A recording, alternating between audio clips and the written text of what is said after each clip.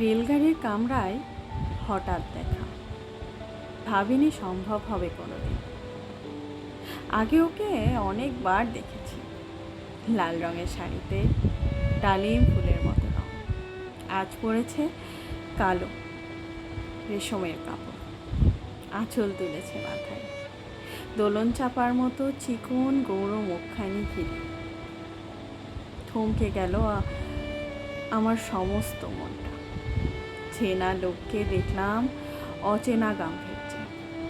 হঠাৎ খবরের কাগজ ফেলে দিয়ে আমাকে করলো নমস্কার। সমাজবিধির পথ গেল খুলে। আলাপ করলেন শুরু। কেমন আছো, কেমন চলছে সংসার? সে রইল জানালার বাইরের দিকে চেয়ে, যেন কাছের দিনের ছোঁয়াচ পার হওয়া চাও। দিলে অন্তত ছোট দুটো একটা জবাব, কোনোটো বা দিলেই না। বুঝিয়ে দিলে হাতের অস্থিরতায় কেন এসব কথা। এর চেয়ে অনেক ভালো চুপ করে থাকা। আমি ছিলাম অন্য বেঞ্চিতে, ওর সাথীদের সঙ্গে। এক সময় আঙুল নিড়ে জানালে কাছে আসতে। মনে হলো কম সাহস নয়। বসলুম ওর এক বেঞ্চিতে।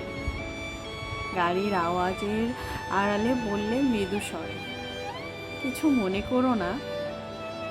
সময় কোথায় সময় নষ্ট করবার? আমাকে তো নামতে হবে পরের স্টেশনে। দূরে যাবে তুমি, দেখা হবে না আর কোনোদিন। তাই যে প্রশ্নটার জবাব এতকাল থেমে আছে, শুনবো তোমার মুখ থেকে। সত্যি করে বলবে তো?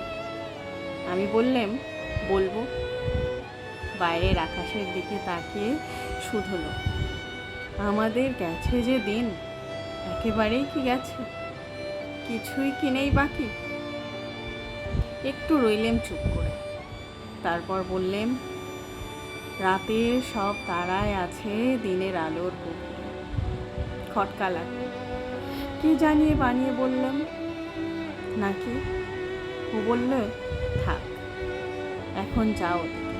সবাই নেমে গেলে পরের স্টেশনে আমিও চললেন একা। শুভ নববর্ষ।